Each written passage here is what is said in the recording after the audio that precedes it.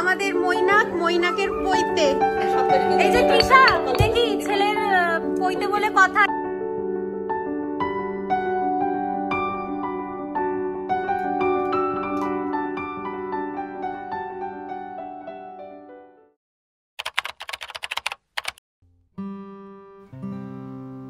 Hello everyone, welcome back to my channel.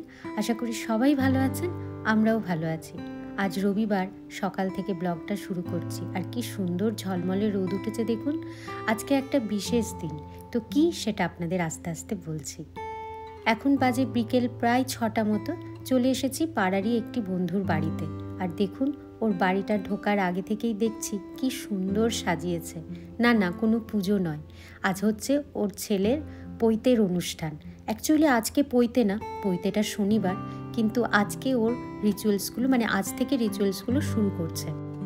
কি সুন্দর সাজিয়েছে দেখুন ঘরটা, পুরো মনে হচ্ছে না বিয়েবাড়ির ঘর। আমি এই প্রথম এখানে পৈতে অনুষ্ঠান অ্যাটেন্ড করব।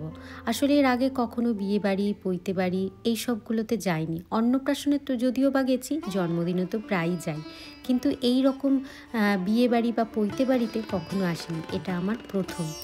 আর প্রথমেই এসেছি ওর ঠাকুর ঘরে, এখান থেকেই ভাবলাম ব্লগটা শুরু করি। কি সুন্দর সাজিয়েছে দেখুন। আর এই দেখুন ওর বরণ ডালা। এ তো আপনারা জানেনই, এদেশের সব কাজটি নিজেকে করতে হয়, একদম জুতো সেলাই থেকে চণ্ডীপাঠ অবধি সব কিছু। এখানে ম্যাক্সিমাম জন দুজনেই চাকরি করে, এরাও তাই, আমার এই বন্ধুটিও তাই, এও চাকরি করে। আর বাচ্চা সামলে, চাকরির জায়গা সামলে, প্লাস ঘর সামলে, এসব করাটা কিন্তু চারটিখানি কথা নয়। তারপরে এখানে আবার কেউ বড়রা নেই, ওর মা বা শাশুড়ি কেউই আসতে পারছেন না। তো সেই জন্য তো ওর একটা মন খারাপ আছেই, আর সাথে সাথে একটু ভয়ও লাগে না। এই রিচুয়ালসগুলো খুব ভালোভাবে পালন করতে হয়। বড়রা থাকলে কি ওরা সব কিছু বলে দেয়, আমাদের অত চিন্তা করতে হয় না। তাছাড়া কাকিমা, জেঠিমা, মাসিমা, পিসিমা সবাই থাকেন, শাশুড়ি মা সবাই থাকেন পাশে, সবাইকে কিছু না কিছু বলে দেয়, কিছু না কিছু হেল্প করে দেয়। ফলে নিজেকে এত মাথা ব্যথা করতে হয় না, নিজের মাথার উপর এত চাপ থাকে না। আর এই যে আমাদের পাত্র, যার পৈতে, নাম মৈনা, খুব মিষ্টি ছেলে, ভীষণ ভালো, দেখতেই পাচ্ছেন। তো ওরই পৈতে, তো ওকে আমি বললাম তুই একটু আয়, তোর একটা ফটো নিই। আর এই দেখুন কি সুন্দর ধুতি পাঞ্জাবি পরে রেডি হয়ে গেছে, দেশ থেকে পাঠিয়েছে ওর দিদা ঠাকুমা, সবাই সব কিছু গুছিয়ে পাঠিয়ে দিয়েছে। এখানে যে কাজ হবে, পৈতের কাজ হবে। চলো এই উলু দাও।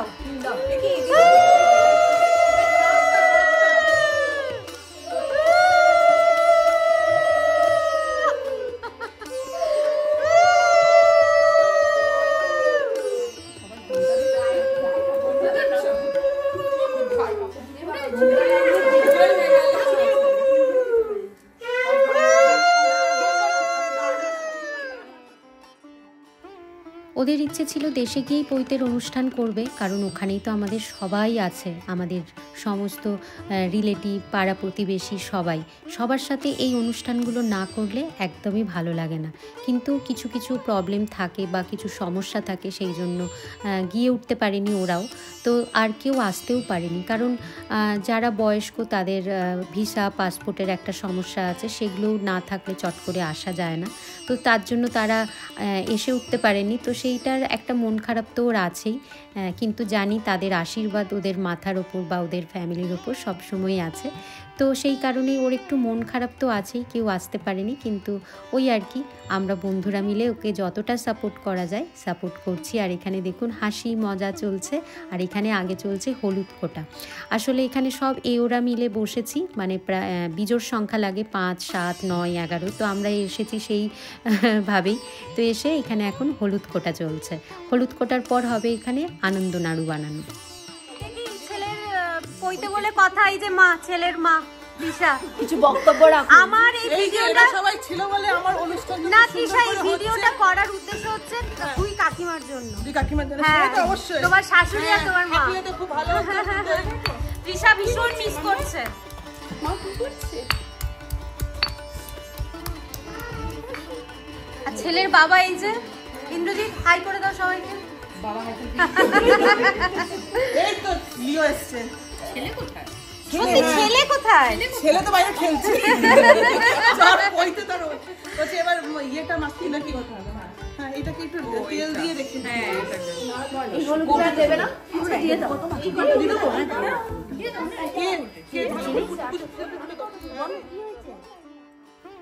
এদেশে ব্যস্ত জীবনে আর একা হাতে এই সবগুলো একসাথে করা সম্ভব না, তাই ও স্কুলের ছুটি পায়নি, যাতে ছুটির দিন দেখে এখানে এই সব কাজগুলো খেপে খেপে করছে। মানে ও প্ল্যানটাই করেছে এইভাবে, যেমন আজ রবিবার, আজকে হচ্ছে হলুদ কোটার আনন্দ নাড়ু বানানো, আবার আগামী শুক্রবার হবে শ্রীগড়া, আবার শনিবার থেকে মেন ওর সমস্ত সকাল থেকে পুজো শুরু হয়ে যাবে। কারণ ছুটির দিন ছাড়া কারোর আসা সম্ভব না এখানে, সবারই অফিস কলেজ স্কুল এইসব ছেড়ে কি করে আসবে। তো সেই কারণেই এইভাবে ও প্ল্যানটা করেছে। অ্যাকচুয়াল যে পৈতের অনুষ্ঠান সেটা হবে শনিবার সকাল থেকে, পুজোর সব কিছু করে তারপরে ও এখান থেকে সব কিছু যা যা প্রয়োজন নিয়ে চলে যাবে মন্দিরে। আমাদের এখানে যে মন্দির আছে হিন্দু টেম্পল, সেখানে গিয়েই মেন সব কিছু হবে। একটা জিনিস খুব ভালো করে বুঝতে পারছি ওকে দেখে, যে আজকের এই আনন্দ মুহূর্তে, মানে ওর ছেলের এই শুভ একটা দিনে ওর পাশে যে শাশুড়ি বা মা বা যারা আপনজন আছে ওর, তাদের না পেয়ে ওর কতটা খারাপ লাগছে সেটা ওকে দেখেই বোঝা যাচ্ছে। এখানে এখন দুধ বসিয়েছি, এই যে আনন্দ নাড়ু মাখবো, তো তার জন্য সব রেডি করে রেখেছে। জল আর দুধ দুটো দিয়ে মাখা হবে বললো, তাই ফ্রিজে ছিল দুধটাকে একটু গরম করতে বসিয়েছি।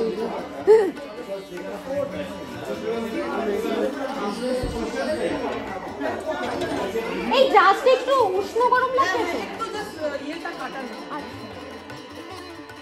এমনিই কোনো ছোটোখাটো আমাদের এখানে অনুষ্ঠান হলে দেশের কথা খুব মনে পড়ে, কিন্তু এই বিশেষ করে এই অনুষ্ঠানগুলো, যেমন বিয়েবাড়ি বলুন বা পৈতে বাড়ি বলুন, অন্নপ্রাশন, যেটাই হোক না কেন, এই টাইমে তো বিশেষ করে মনে পড়ে। কারণ বড়রা না থাকলে এগুলোকে উদ্ধার করা সত্যি খুব মুশকিল হয়ে ওঠে, কারণ ছোটোখাটো কত ধরনের নিয়ম থাকে, সেই নিয়মগুলোকে নিষ্ঠাভাবে পালন করে আসা বা পালন করা, সেগুলো বড়রা না থাকলে না সম্ভবই হয়ে ওঠে না। তারা একটার পর একটা বলে দেয় কোনটার পর কোনটা হতে হবে, মানে করতে হবে। তো আমরা যতটা পেরেছি দেখে এসেছি, একে অপরের কাছ থেকে জেনে তারপরে ওকে সেইভাবেই হেল্প করছি। যেহেতু আমরা আমাদের পরিবারের থেকে অনেকটাই দূরে থাকি এবং আত্মীয় পরিজনদের থেকেও, সেই জন্য এই বন্ধুরাই হয়ে ওঠে আমাদের পরিবার। সুখে দুঃখে বিপদে সব কিছুতেই কিন্তু এই বন্ধুরাই পাশে থাকে। এই বন্ধুরাই তখন ফ্যামিলির মতো আমাদেরকে এরকম খারাপ সময়ে বলুন ভালো সময়ে বলুন আগলে থাকে। তাই এই বন্ধুরা না থাকলে যে কি হতো এখানে মাঝে মাঝে তাই ভাবি। তো যাই হোক, এখন সবাই মিলে চলছে এখানে আনন্দ নাড়ু বানানোর কাজ। আমি এর আগে কখনো পৈতে বাড়িতে যাইনি, মানে কোনো পৈতে অনুষ্ঠানে কখনো আমি যাইনি, এটা আমার প্রথম। তাই দেখছি সবটাই পুরো বিয়েবাড়ির মতো, মানে শুধু কোণেই থাকছে না, বাকি সব কিছু কিন্তু সেম। ছোটোবেলা থেকে আমার বাইরেই কেটে গেছে, তারপরে বিয়ের পর বরের চাকরি সূত্রে বাইরে থাকা, তার ফলে পরিবারের যে বিয়েবাড়ির অনুষ্ঠান, অন্নপ্রাশন, উপনয়ন বা পৈতে যেটাই বলুন না কেন, কখনোই সেগুলোতে আসা হয়ে ওঠেনি। হয় কখনো ছেলের পড়াশুনো বা হাজব্যান্ডের চাকরির জন্য আমরা আসতে পারিনি। তো সেগুলোর জন্য তো খুব মন খারাপ লাগে। তারপরে যখন বন্ধু বলল যে তার ছেলের উপনয়ন আছে, মানে পৈতের অনুষ্ঠান হবে, সেটা শুনে আমরা বেশ মজা পেয়েছিলাম, খুব আনন্দ হয়েছিল।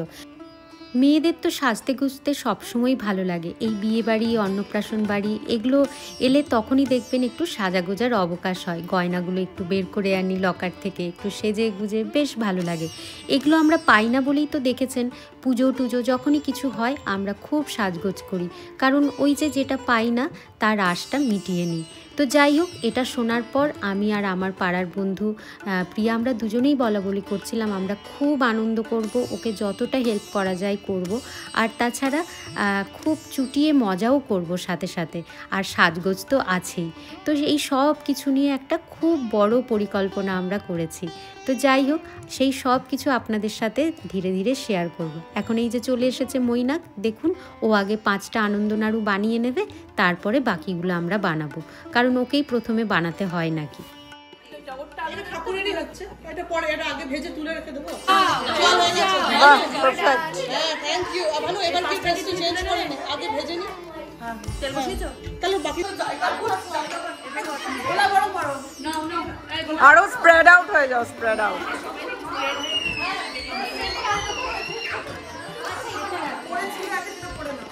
একটার এই ঘি লাগিয়েছি আরে একটা ইনসেন্স প্লেটই দিয়ে দাও না, এইটার মধ্যে হচ্ছে একটার উপর এই যে আনন্দ নাড়ু হ্যাঁ খুব ভালো হয়েছে, পারফেক্ট শেপ হয়েছে তোমাদের। এগুলো একসাথে করছি, এটাই মজা। সেই তো এই যে ছেলের মাকে, ছেলের মা কি শেপ বানাচ্ছিল? ছেলের মা নাড়ু বানাচ্ছে, দেখো এই ছেলের বিয়ে হয়ে যাচ্ছে কিন্তু কোণে ছাড়া। বলেই থাকুক, এটাই আমার কথা। কোণেটা পরে আসবে। আর এই দেখুন, গল্প করতে করতে, হাসি ঠাট্টা করতে করতে আমাদের সমস্ত নাড়ু বানানো হয়ে গেছে। আসলে অনেকজন আছি তো, সবাই মিলে হাত লাগিয়েছি, তাই কিছুক্ষণই লেগেছে মাত্র, বেশি সময় লাগেনি। তো যাই হোক, এবার নাড়ুগুলোকে ভাজতে হবে, কিন্তু প্রথমেই ভাজতে হবে মৈনাককে। ওকেই আগে 5টা নাড়ু যেটা বানিয়েছে আগে ওটা ভেজে তুলে দেবে, তারপরে বাকিগুলো আমরা একে একে ভেজে নেব। আমরা এইসব কাজ করছি আর ছেলের যে মা মানে তৃষা, ওর পেছনে আমরা সমানে লাগছি, মানে ওকে নিয়ে খুব মজা করছি। এটাই তো হয় মেয়েদের মধ্যে, দেখবেন যখন বিয়ে বাড়ি হয় বা এরকম অন্নপ্রাশন বাড়ি হয় বা এরকম পৈতে বাড়ি হয়, তখন আমরা খুব হাসি মজা করি।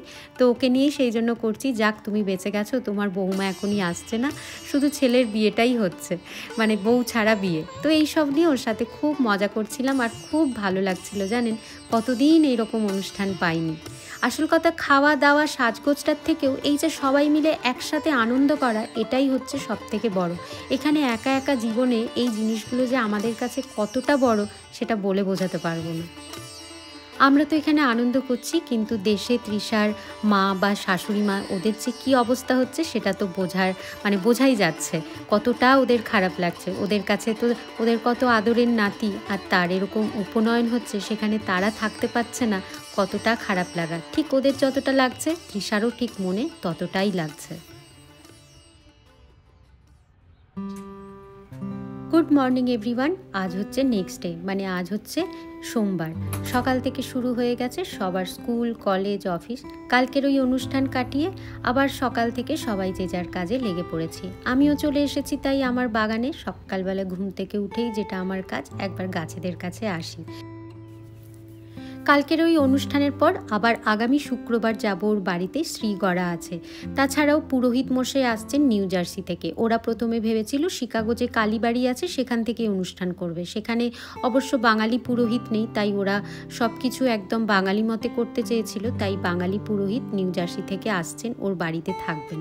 তারপরে শনিবার সকাল থেকে শুরু হয়ে যাবে আবার মানে উপনয়নের কাজ। সকালবেলায় শুরু হবে সত্যনারায়ণ পুজো দিয়ে। আমরা বন্ধুরা তো সবাই যাব ওর বাড়ি ওকে হেল্প করার জন্য। কিন্তু এখন পুরো সপ্তাহটা পড়ে আছে আমাদের এই ঘরের কাজ। চলুন লেগে পড়ি। সকালেই আজকে চলে এসেছি ওপরে, ভাবলাম এই বিছানাটা তুলে আজকে ওপরটা একটু ক্লিন করব। ক্লিন বলতে একটু ডাস্টিং আর ভ্যাকিউম করতে হবে, অনেক দিন করা হয়নি জানেন। চলুন ঝটপট এখানে বিছানাটা তুলে লেগে পড়ি ওই দিকের কাজে।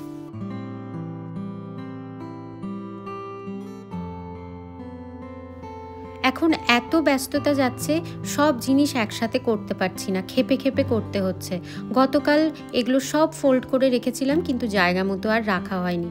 ভাবলাম সকালবেলাতে একদম এই কাজটা সেরে নিই।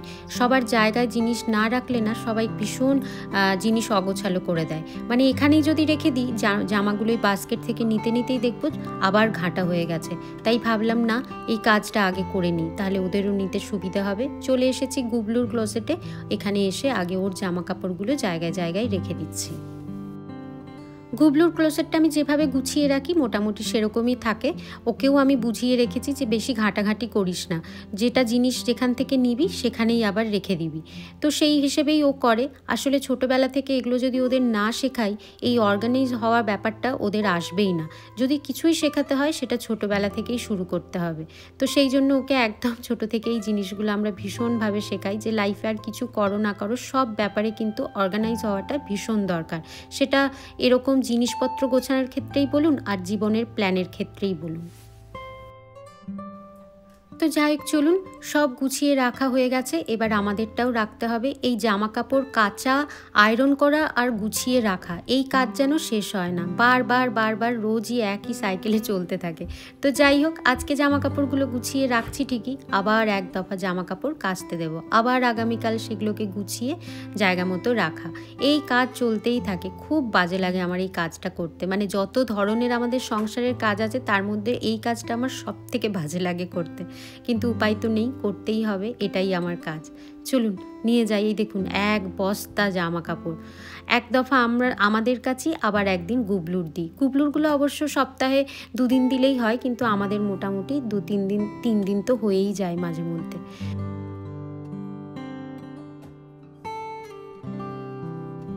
চলুন এবার ডাস্টিংয়ের কাজে লেগে যাই, তারপরে আবার পুরো ওপরটা ভ্যাকিউমও করতে হবে। এখানে এই যে কাঁচের টেবিলটাই ভাবছি আজকে একটা টেবিল ক্লথ পাতবো। মাঝে মাঝে একই জিনিস দেখতে দেখতে না চোখেরও ক্লান্তি চলে আসে, ভীষণ বোর লাগে। আর দেখবেন চোখের ক্লান্তি এলেই বোরিংনেস আসে। তো সেই কারণেই ভাবলাম এই জায়গাটা একটু ভালো করে মুছে পরিষ্কার করে এটার উপরে একটা টেবিল ক্লথ পাতি। যদিও কাচের টেবিল দেখবেন এমনিই ভালো লাগে, কিন্তু ওই একটুখানি চেঞ্জের জন্য এই কাজটা করছি। তাই আমার কাছে একটা বড় টেবিলের এরকম কাভার ছিল, সেটাই ভাবলাম কে ফোল্ড করে এটার উপরে পাতি, একটুখানি চেঞ্জ হবে, এটাতেই দেখবেন বেশ ভালো লাগে, মনটা খুশি লাগে। আর এখানে একটা আমি ছোট্ট একটা অর্গানাইজার মতো রাখবো, এই যে বোল টাইপের, এটাকে কি বলে আমি জানি না, যাই হোক রিমোট, চশমার যে প্যাকেট মানে খাপগুলো থাকে সেগুলো সব এটার মধ্যে রেখে দেবো, তাহলে না অর্গানাইজ থাকে, এদিক ওদিক ছড়িয়ে থাকবে না। চলুন এবার ডাস্টিংটা করে নিই। মনে আছে যখন দেশে থাকতাম একবার এক সাইড থেকে ডাস্টিং করে আসছি, তারপরেই যখন আবার কিছুক্ষণ পর ওই দিকে যেতাম দেখতাম আবার ডাস্ট হয়ে গেছে। মানে সকাল বিকাল ডাস্টিং করলেও যেন কিছুতেই ডাস্ট যেত না। আবার আশেপাশে যদি কোথাও নিউ কনস্ট্রাকশনের কাজ চলতো সেটা তো আর বলার নয়, এত বেশি ধুলো হতো। ঠিক মুম্বাইয়ে আমার বাড়িতে মানে আমার ফ্ল্যাটে এইরকমই হয়েছিল।